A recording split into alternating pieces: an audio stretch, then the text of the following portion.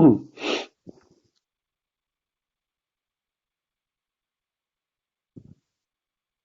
there. I believe we've got 1 minute. So we're still waiting for a few people to join us. Given that the technology sometimes challenges people, we might even wait 2 minutes.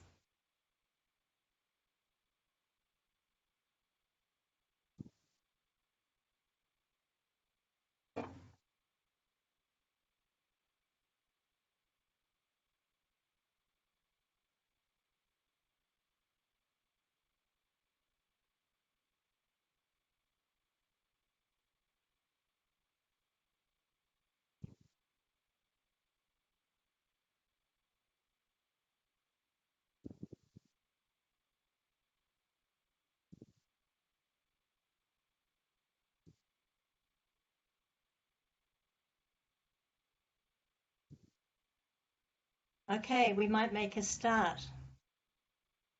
Thank you everyone who's joined us. I assume that you got the same message that I did a minute ago about the fact that we're recording this webinar.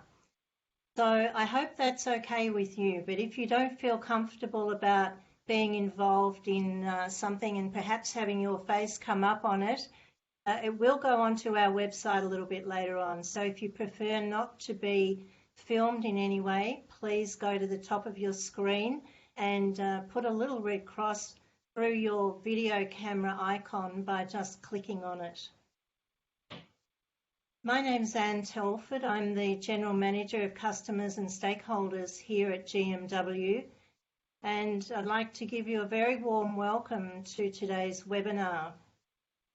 We're talking today about the end of the last season that just finished today and giving you some information about the outlook for the next season. We're very pleased to have a different range of people than those that we usually engage with through our water services committees, because we've been trying to broaden our reach and engage with more and different people from our customer base. So very warm welcome to you all. But having said that, I'd also like to acknowledge that we have John Nelson and Richard Anderson with us, who are two of our Water Service Committee chairs. So a special welcome to you, Richard, and to John. I would also like to acknowledge the traditional owners of the land on which we're meeting. Although we're remote and a bit dispersed across northern Victoria today, we know that we're probably all still sitting somewhere on Aboriginal land. So we pay our respects to our traditional owners, to their elders past, present and emerging. It's now my pleasure to hand over to Rebecca Dodd from our communications team. Beck is going to facilitate today's meeting. Thanks, Beck. Over to you. Thank you, Anne. As Anne mentioned, I will be facilitating our session today, and I would like to start by taking you through a short tour of the Blue Jeans video conferencing platform that we are using here today. For those who are new to Blue Jeans, please follow along with my instructions and I will show you around. If you hover your mouse over the top centre of the screen, you will see 4 circle icons in the middle. From left to right, the first icon is your video. You can click this icon to either turn on or off your video screening. Next is your microphone, which you can mute or unmute by clicking once.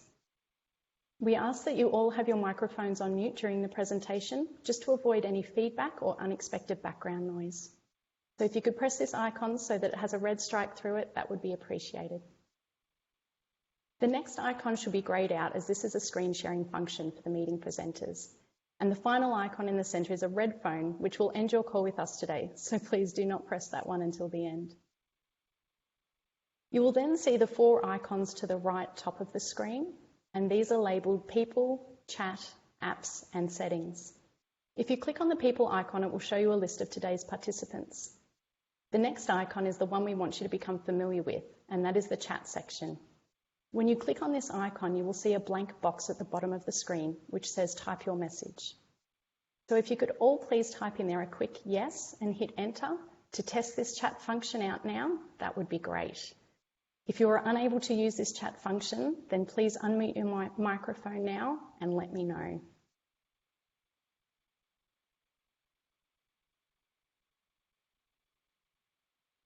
Seems to be working well.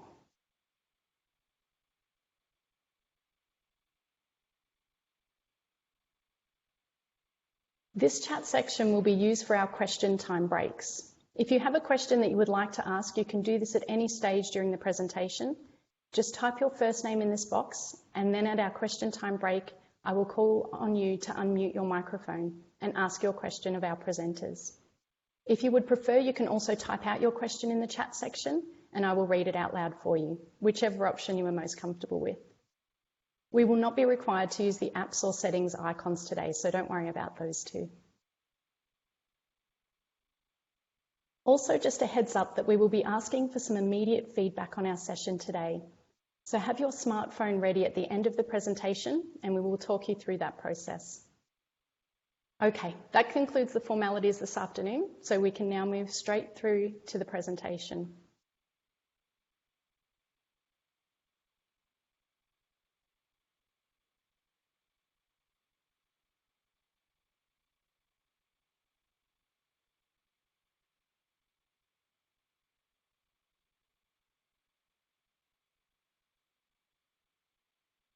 Hopefully that has worked. Okay. Our webinar today will be broken into two sections. The first will be to present information to assist with end of season planning. The topics included here will be a reminder for securing your winter water supply during our shutdown period. Information to help explain the complex nature of carryover, and we'll go over those key dates again for you from the end of season newsletter.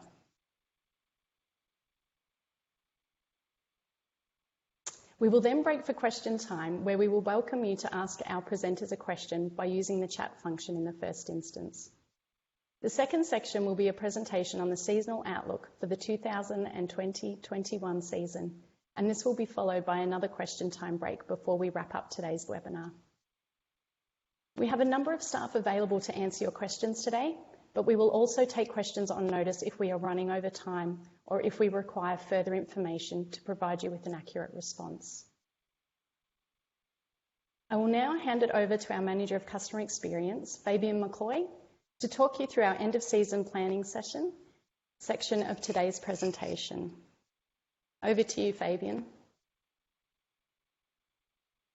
Thank you, Rebecca, and welcome everybody. So it's great to have everyone on a webinar, and as Anne said, it's a great way for us to be communicating with our customers and stakeholders. So we firstly just wanted right up front to remind everybody with the end of irrigation season today to don't forget to fill your dam or other storage if you have it. So this irrigation season we'll be lowering more channels than we have previously done, and that's to enable crucial maintenance of our channel network, and that includes repairing of damaged banks and also maintenance, our weed operations and desilting, all of which impact the delivery of water during the irrigation season. So for more detailed information on where these works may be occurring, please call our 1800 number, which is 1800 013 357, and we'll have that number up again at the end of the presentation. Also, you can call directly into your area office as well, and the customer service manager there will be able to give you more detailed information on where the works are actually happening. But every year we communicate this, that irrigation season isn't 365 days, it's a 270-day season. Often customers still have the opportunity throughout the shutdown period with channels remaining reasonably full. We just want to ensure wherever possible customers don't forget to fill their storages. Thanks, Beck.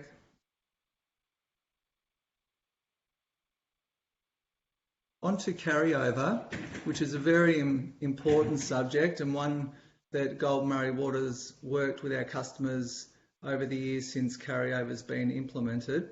So we just wanted to touch again on carryover today. So carrying over water means that unused allocation is available to use or trade. Importantly, this can secure access to water at the start of the next season. So although allocations may not be high, if you've been able to carry over water, you can access that water at the start of the next season. For a lot of customers, unused allocation is already linked. Just go back, Beck, that's jumped forward, that slide.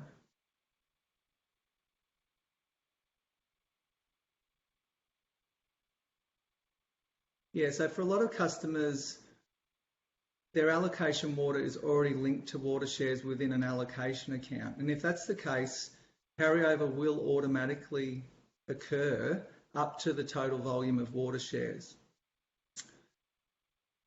But for many customers, they do need, with the nature of water trading and the water movement of allocation these days, they need to ensure that that allocation is linked to water shares.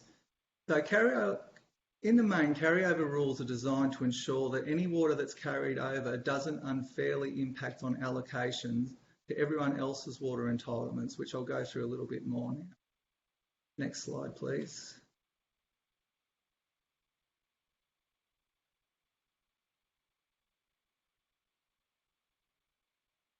So there are different carryover rules in some of the systems. So in our larger systems, the regulated Murray, Goulburn and Campaspe water systems, customers can actually carry over unused allocation up to their full entitlement. They're also able to store additional volumes when there is space available in the dams. This additional volume is credited to what's known as a spillable account. Spillable water cannot be used or traded until after the resource manager makes a low risk of spill declaration. When the resource manager makes that low risk of spill, the water that's been quarantined into that spillable account is then returned into the allocation account so it can be used or traded. So spillable water effectively allows customers to use extra dam space when it's not needed to support other entitlements. However, if the dams are full, spillable water can be lost as it has to make way for inflows to support the new allocations to all water shares.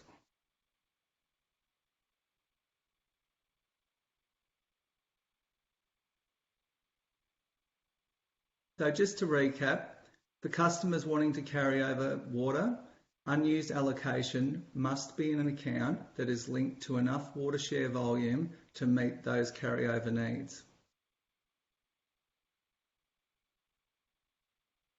So if you need to perform any transactions to ensure the allocation is linked to those water shares, the below dates are what we wanted to remind you of. So the 16th of June for all water share applications, the 23rd of June for manual allocation trade applications, and right up until the 30th of June for online allocation trade applications.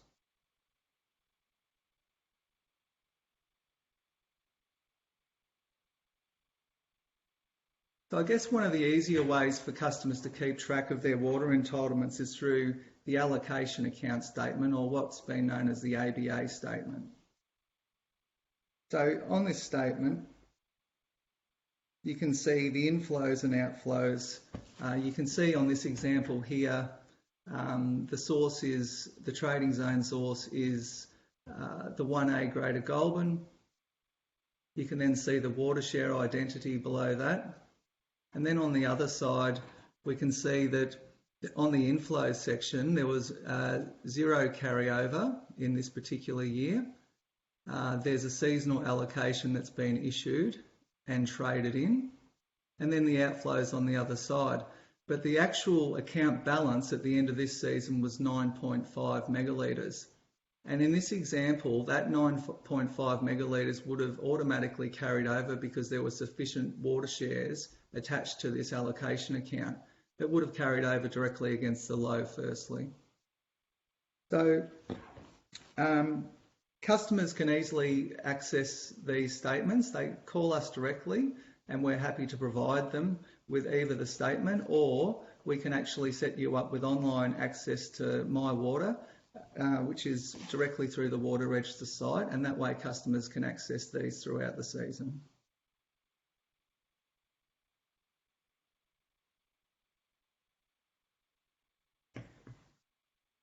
Another tool that's available for customers is the carryover calculator, which is also on the Victorian Water Register. Now, I thought rather than just showing you the slide, I may attempt, if technology helps here, to share my screen with you and just show you that it's a fairly simple calculator to use and can be quite helpful. So let's see how we go.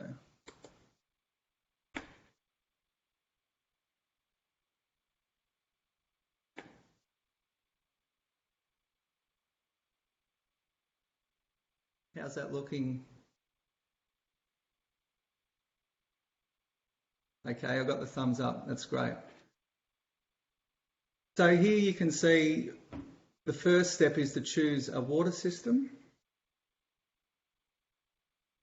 which I'll choose the Goulburn system. And for the sake of an easy demonstration, I'll put in 100 megalitres of high reliability, 50 megalitres of low reliability.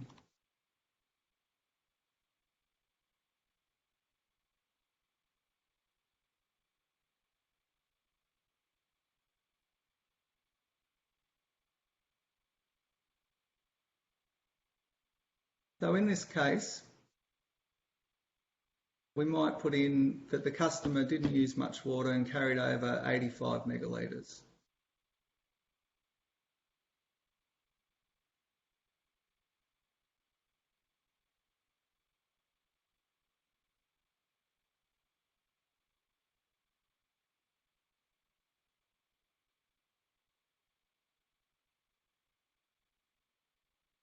And it's not working, that's very handy. Oh, here we go. Got a delay even on my system. So we can see now that the water, the 85 megalitres is being carried over, so 50 megalitres has automatically topped up the low reliability water shares in this example. You'll see here there's 30.75, so that's because 5% is deducted due to losses to evaporation in the dam. So then we can go to the opening allocations, and if we're optimistic, let's say we had a 80% opening allocation, which will be very optimistic, but just for the purpose of this, I'll step it up there. That way you can see the new allocations come in and it's filled the high reliability water shares available, and it's also gone directly into the spillable account, which I spoke about earlier, which is the account that's quarantined and is available when the resource manager declares that low risk of spill. So you can see there, I put in 80%, and effectively 80% of the 100 megalitres is 80 megalitres, 69.25 topped it up, and then the 10.75 into spillable.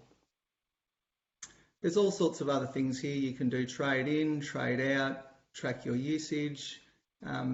It's quite an easy tool to use, and I just thought it was worthwhile showing that today. So I'll stop sharing that. And Beck, if you can bring the presentation back up, please.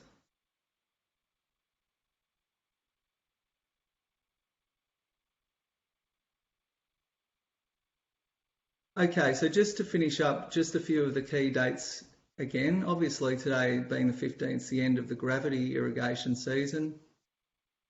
We do need some lead time to finalise transfers for temporary ground, so the 29th groundwater application, so the 29th of May for those.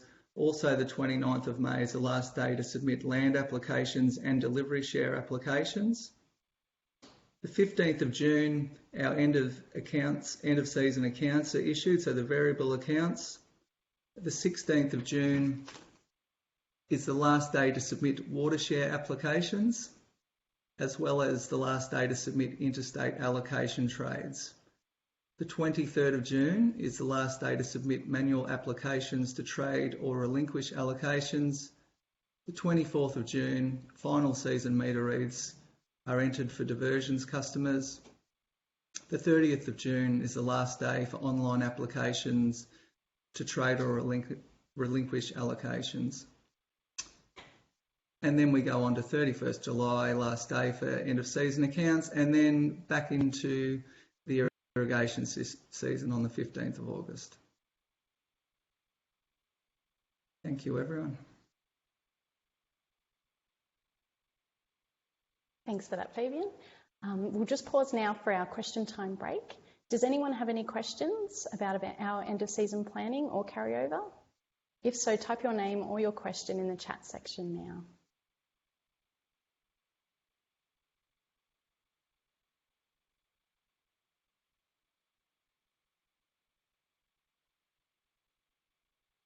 Give that a moment longer.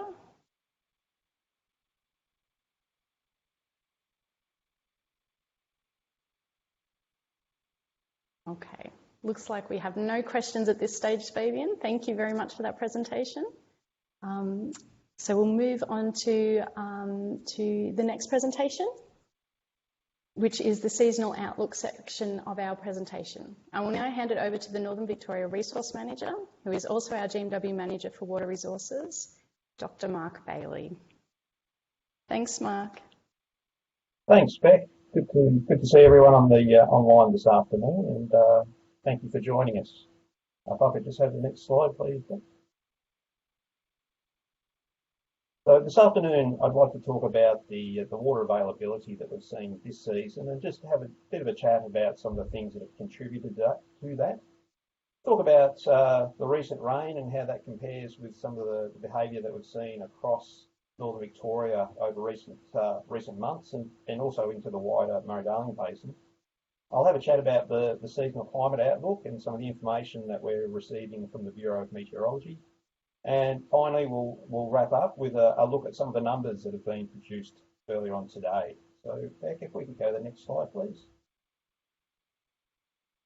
Okay, thank you. So, across the 6 systems that Gold Murray Water puts out seasonal determinations for through each year, you would have to say that 2019-20 hasn't been a great year for the majority of customers. We didn't get to 100% in all of our systems. In fact, only one, and it is our smaller system that we operate, got to that point, and that was over in the Bullarook system, which is just upstream of Tullaroop Reservoir and close to Maryborough. There's quite a range. We were looking at some very low allocations through the year. The Murray system ended up on 66%, and our other big system, the Goulburn, I should say, reached 80%. The Loddon system over to the west of us is linked to the Goulburn when resources allow, and the Campaspe system also just happened to coincide and end up at 80%.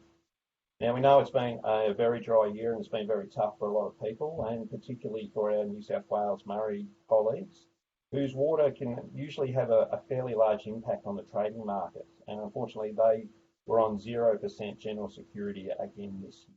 So all in all, it's been a pretty tough year, and we acknowledge that going forward. Now, just go to the next slide, please. The key reason that we've seen such low volumes is really tied into the flows that we get into the major storages across Northern Victoria. And this table presents the inflows that we received from the start of July through to the end of April, the month just finished. Now, the inflow volume of its own doesn't actually mean that much until you start to look at it in terms of the percent of the average for that time period, and also the chance of getting greater flows. Now, the key things to bear in mind here are that the larger that number is, the drier the conditions have been. So when we see a system, a storage like Lake Hugh, it's received just under 770 gigalitres for the year, which is a significant volume of water, but that's only 36% of the long-term average. And the chances of having a greater volume in that time, if we compare that against our historical records, 91% would be greater. So 91 years out of 100, we would have seen a higher flow through that. I guess the standout in that time is Tullaroop Reservoir, which is part of the Loddon system, and it's at a 46% chance of getting greater flows. So better than the 50% that we normally look to as a good average year. and that occurred quite early in the season. Strangely enough, if we look at what happened last month in April, which is the next slide that's coming up, and if we go to Tullow down the bottom again, it's actually didn't get much rainfall over that way at all, and certainly very little in the way of inflows, 0.1 of a gigalitre over that time. Whereas the other systems, again, we're talking about numbers less than 100 gigalitres, but they have actually been quite large in comparison with the inflows that we have normally seen in the historical record for April. In fact, some of these flows are the largest that have been recorded in April for over 30 years. So it's a really good start, well, depending which way you want to look at it, a really good end to the season and a really good start to the time in which inflows and rainfall starts to increase across northern Victoria. So generally we see April, May as some of the lowest inflow periods, and will start to increase from here on in. Now, when we look at these numbers again, when we see the less than 10%, we're actually saying it's only 10 years out of 100 we would see greater volumes come in this month. So we're really looking forward to seeing some improvement as we go further through the year. Can we jump forward, please, Bill?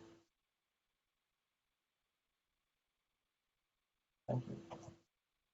This is a graph taken from the Bureau of Meteorology that looks at the rainfall deciles. So very much how rainfall can be compared against a long-term historical record.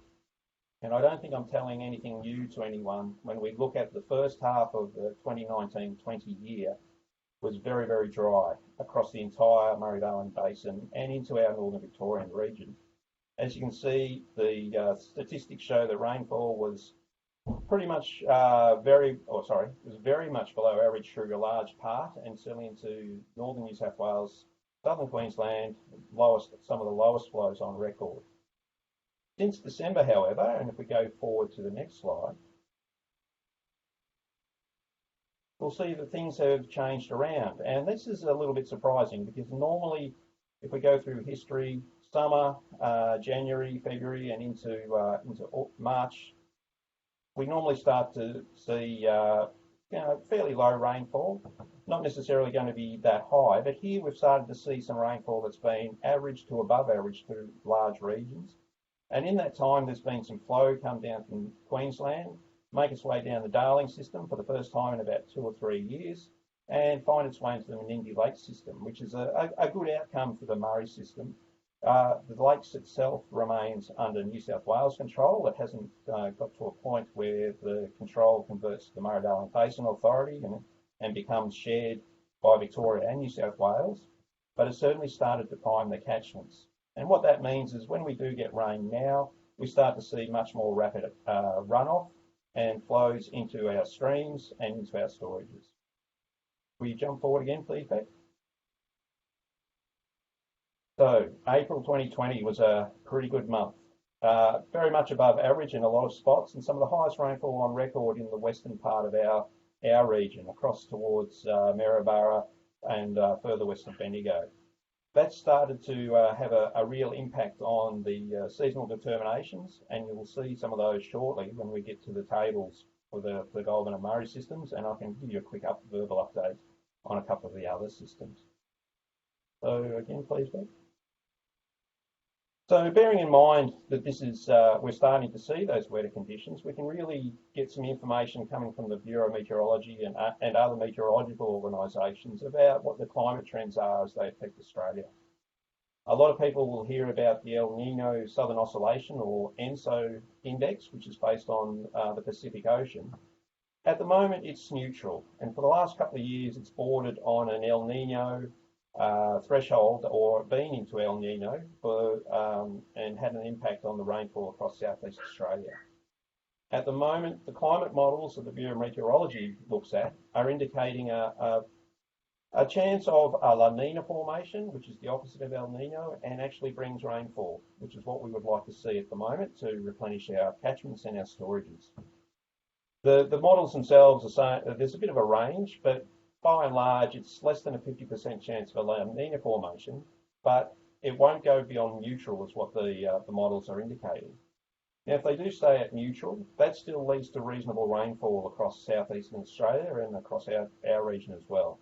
So that would be a good outcome if that's to come through. Last year, the Indian Ocean dipole, which is based on the Indian Ocean and to the north of Western Australia, was quite positive. Now, a positive Indian Ocean dipole is a big negative for northern Victoria. It generally produces very dry conditions, and that was certainly the case in the spring months and into the early first part of December in summer.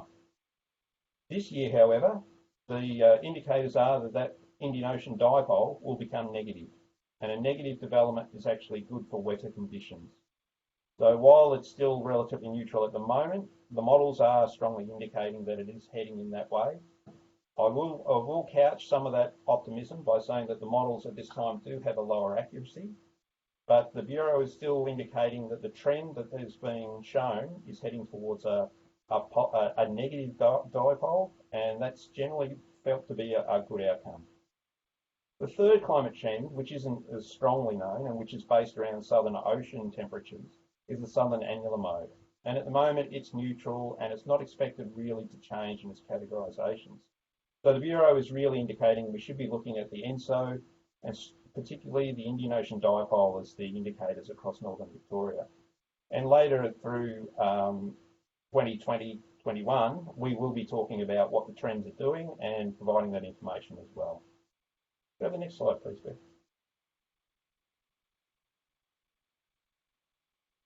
Okay, just in terms of what those indications are translating to in the models. This is a map we haven't seen for a long time across northern Victoria. In the last 12 months, we were seeing the browner colours down below 50%. Now we're seeing very strong blues and greens. That's a good outcome for us, as long as we don't end up with paddocks where equipment's being bogged, cows are getting mastitis and getting bogged in the mud itself. While we see these blue numbers, blue shading, that's a good indication that we're going to get above average rainfall. Obviously, we don't want too much that it causes flooding either, but we would like to have those storages filling up. Go forward, please, Beck. The Bureau also now has just recently switched to doing some more extended outlooks. So the reason I've put up this one, it's only a month different, but it's saying even into September, which is near the peak of our inflow period, we're expecting to see good rainfall across northern Victoria.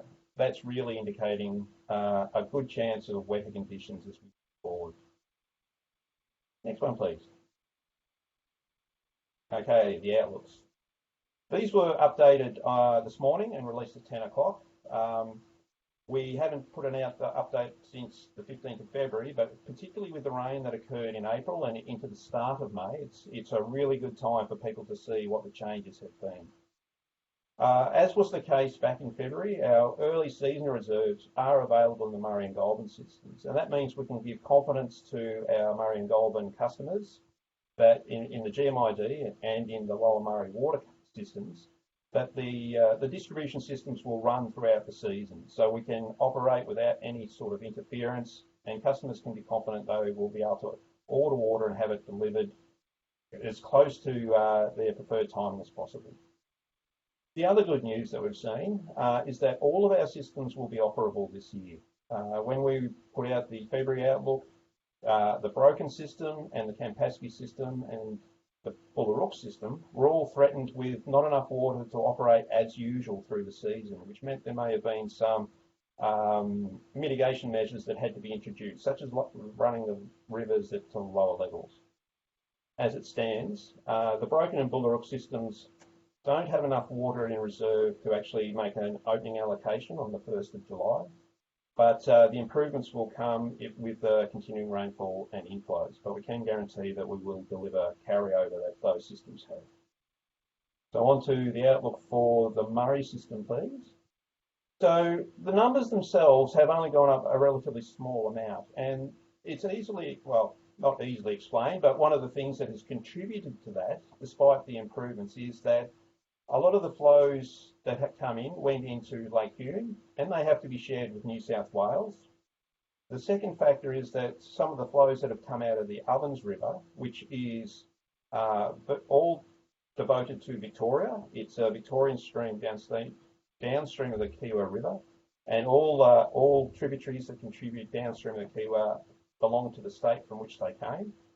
The Ovens water is still finding its way into storage, so that will take a few weeks, but that will translate into additional water for Victoria in storage, we should see some further improvement on these numbers before we get to July itself. So previously we were looking at quite low opening allocations or zeros under the dry and extreme dry cases. They've stepped up, not a huge amount now, and we will see a little bit different in the Eildon system. The Goulburn system with Lake Eildon's performance. But it does point out that we are looking to receive a better outlook for this year. And just for people to make a comparison against this year, we operated very much in the dry scenario. So that's equivalent to inflows being beaten 90 years out of 100, so that 90%. So we think we'll be doing better than that, but if we do revert back to something like we saw in 2020, I'll get it right in a minute, 2019-20, that would be finishing up at about 53% in mid-February. So if we go to the Goulburn, please. The Goulburn has received its water a bit quicker, so we've got the water in storage now, either in the Warringah Basin near Murchison, or Rushworth, I should say, and we've got the water in Lake Eildon, and we saw some really good inflows into both of those storages during April and at the start of May. So we've jumped from a relatively low volume at the 1st of July to be upwards of 20% and finishing around about 50%. 56% if we go through that repeat of 2019-20 again. So we're currently travelling somewhere between those two systems. Oh, you've jumped on me there. Just keeping me on my toes, thank you. So we think the opening allocation will be in that 20 to 30% range based on what we're currently seeing and if conditions continue along those levels. I think Fabian was a little bit optimistic with his 80% on 1st of July, but if that happens, I'll still be happy as well. Go on to the next one, please, Beck. So a large number of our customers are based in the Goulburn Irrigation District, and they do use Goulburn and Murray sources. But we do outlooks for all of our other systems as well.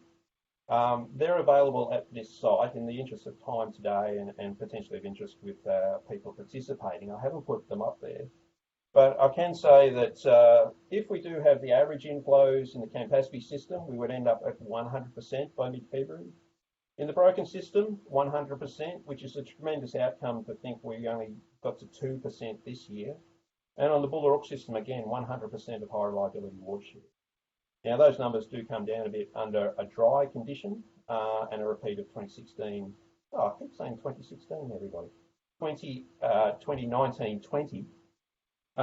But I think from the basis of what we're seeing at the moment, we should be looking towards somewhere between the average and dry as a good indication of where we might end up.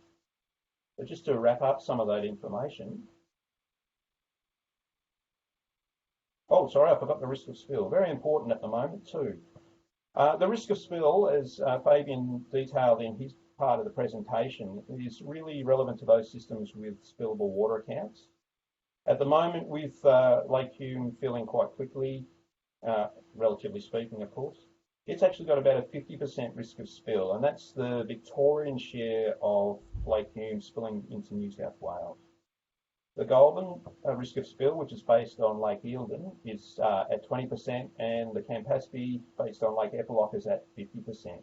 So we would ask that people think about those risks of spill in the context of how much they're looking to carry over this year and what might happen with the allocations going into next year, because that will influence how much water may end up in a spillable water count and then be at risk of being lost as new resource comes into those storages.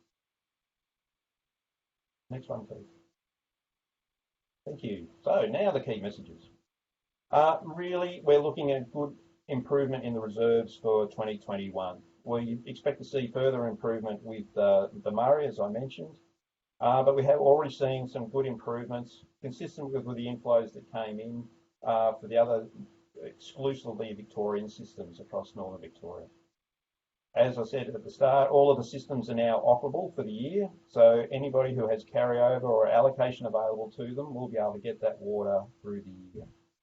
One thing that we are seeing this year is some higher volumes of carryover into the year, particularly in the Murray and the Goulburn systems. I'm not quite sure what's driving that, whether there was a bit of concern about the outlook for this year, particularly a few months ago before we've had a shift in weather conditions. But that's something to bear in mind too, that there will be a little bit more water available at the start of the year for customers. In terms of the climates, we're looking at wetter conditions. We're still in a neutral position at the moment, and we know that models don't always come right, but all the indicators are that we are in for a year that's far and away better than what 2019-20 was for us. And I'll stop at that point. Thank you. Okay, thanks for that, Mark. Does anybody have any questions about the seasonal outlook to ask Mark?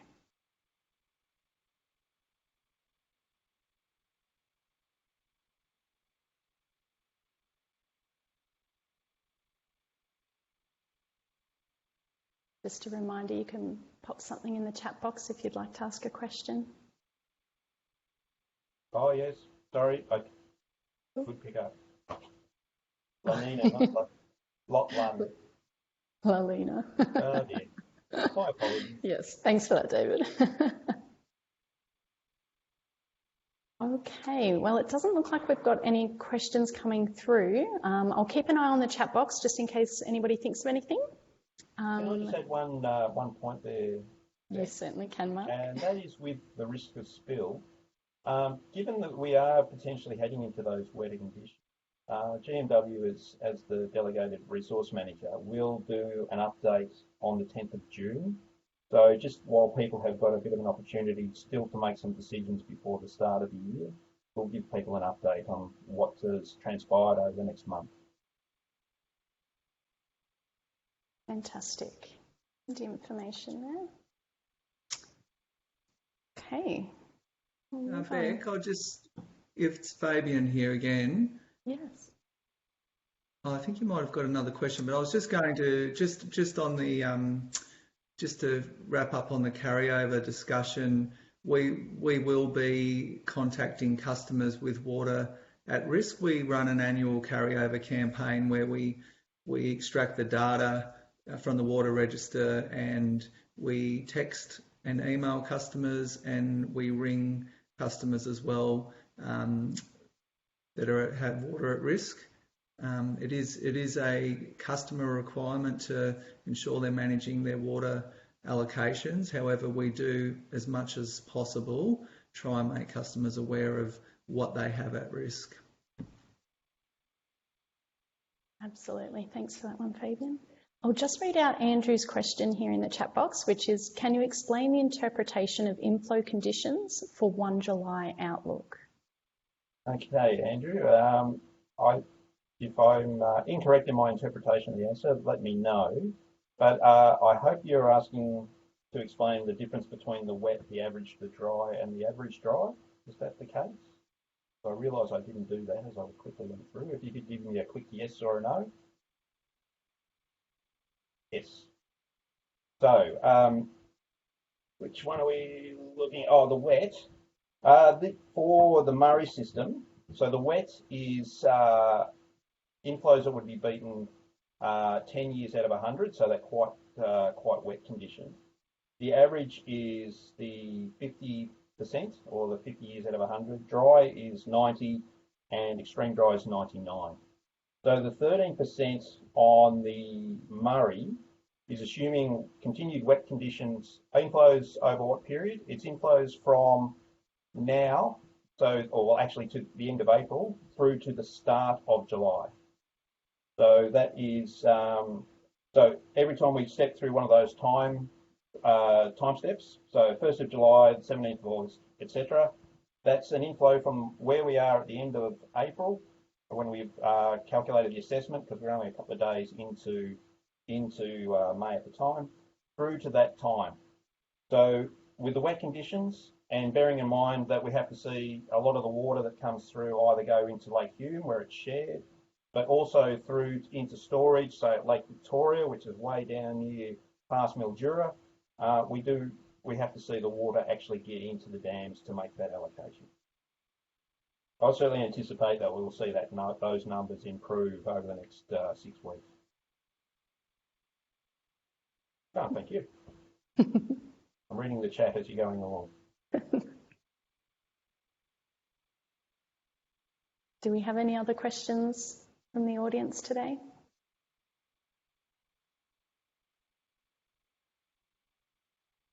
Okay, we have one from Final David. declaration on 1 April. I have had a few people ask me that question in recent weeks. This was a decision that was made as a policy by the state government with the release of the Northern Region Sustainable Water Strategy approximately 10 years ago. Allocations would cease on the 1st of April in order to allow for improvements that came after that time to be dedicated to resource availability in the following year.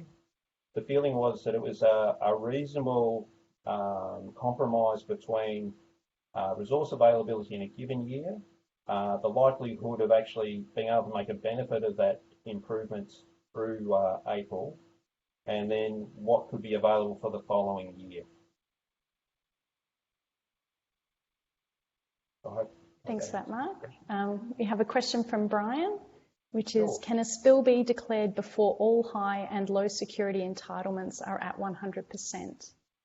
Do you mean a low risk of spill, Brian?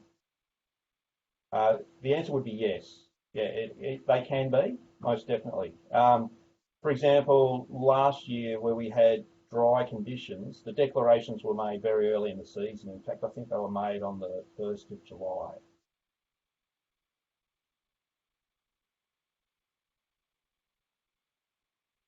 I can actually see Brian on my screen, and I can see. Yes, that's all right. Not that I'm spying on you, Brian, in any way.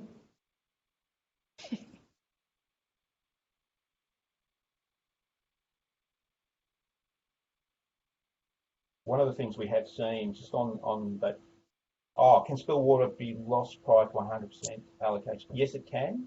It can. It's relatively unlikely. But we can see if a lot of people have carried over water. And I think if we go back to some of the dry conditions, the wetter conditions in 2016-17, where we had some rapid improvement in inflows during October into the Murray system, I'm not sure that we're actually at 100% at that point, or we were close to it. It can happen. It's likely to be relatively rare, though, I would think. Sorry, if I'm actually looking down at my screen instead of looking at the camera.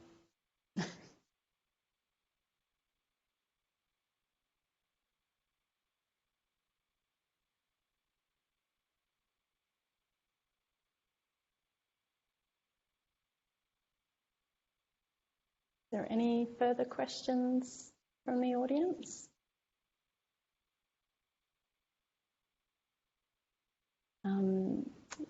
What we'll do then is we'll start to wrap up the session, if you like. We'll also have the ability for you to email us and phone us if you have any other questions about today's session or anything else. So if you like, we'll... Oh, here we go, one from Lewis. Thanks for that, Lewis. Whereabouts are we currently tracking on those scenarios? Okay, good question, Lewis. So with the recent improvements, the first chart I put up with the inflow conditions, which was through from the July 2019 through to April, that basically shows we're sitting somewhere between average and dry in the majority of systems, but better than dry. The additional scenarios that are available on the website link that was in the presentation will see that we're probably closer to the 70 or 75% across the majority of systems.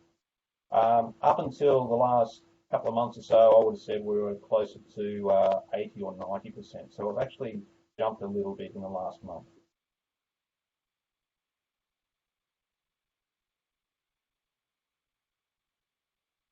but as I said, we may see further change as we get the May conditions and water entering storages.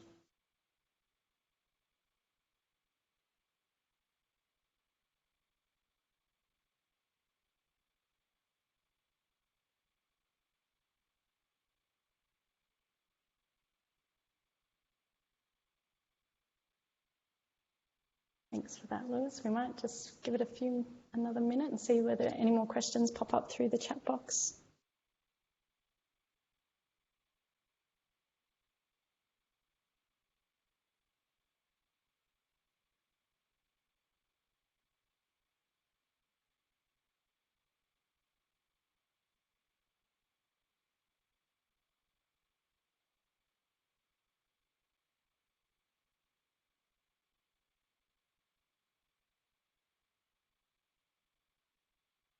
Okay, looks like that might be all the questions for today.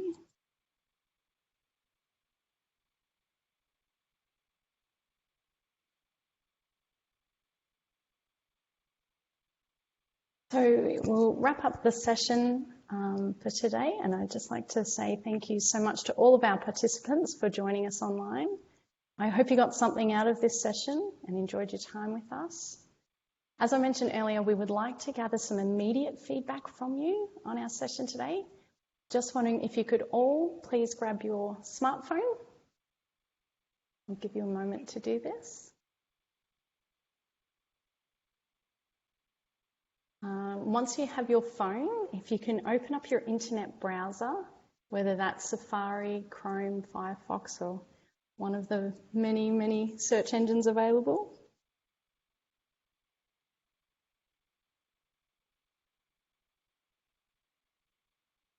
And when you get there, if you could type in to the screen menti.com, which is up on the screen, which is MENTI.com.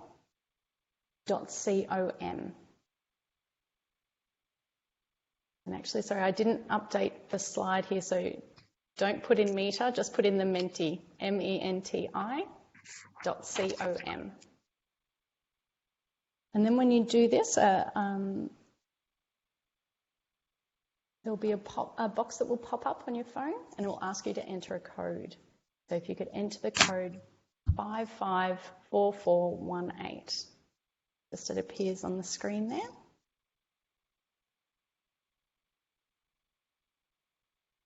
Once you have entered this code and press the submit button, it will take you to a screen where you can rate our session today on a scale from bad to excellent.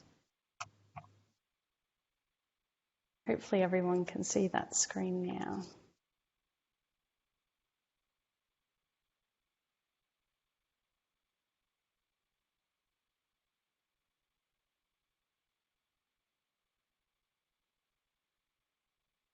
Fantastic.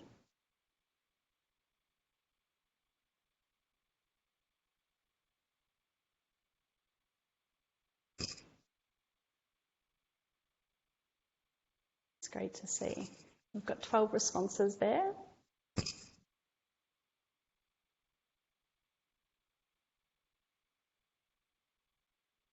If you are having any troubles with that system, please just type in the chat section and we'll see if we can help you out.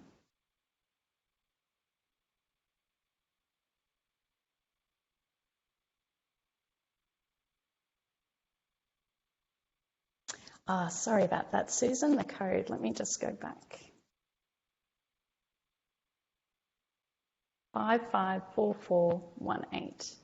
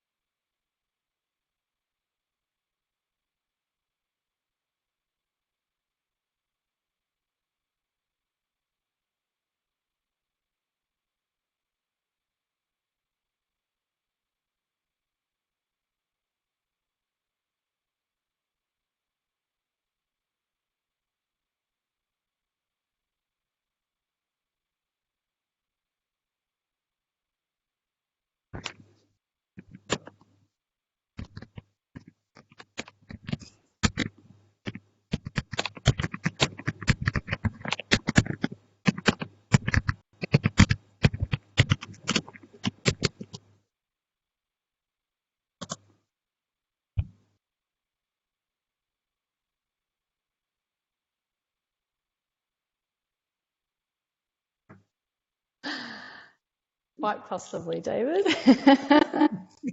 Well, there we go. Well, here we are. We've got 13 responses. It's very, very promising. Nobody's gone anything below okay, so we're very happy with that.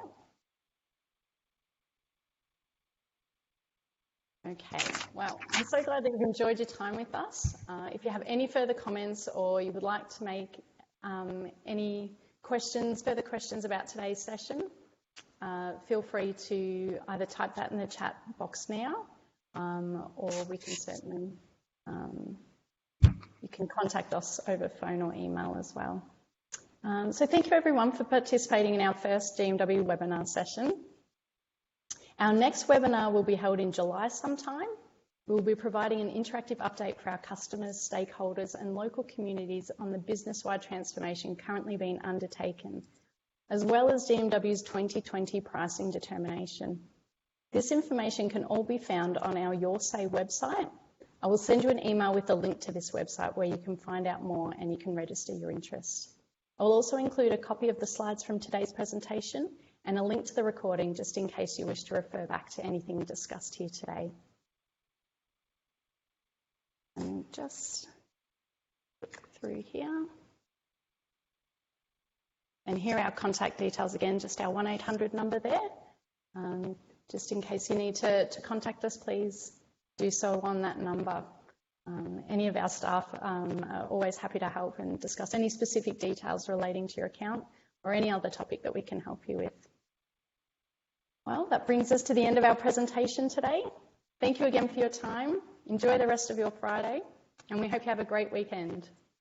Thank you, everyone.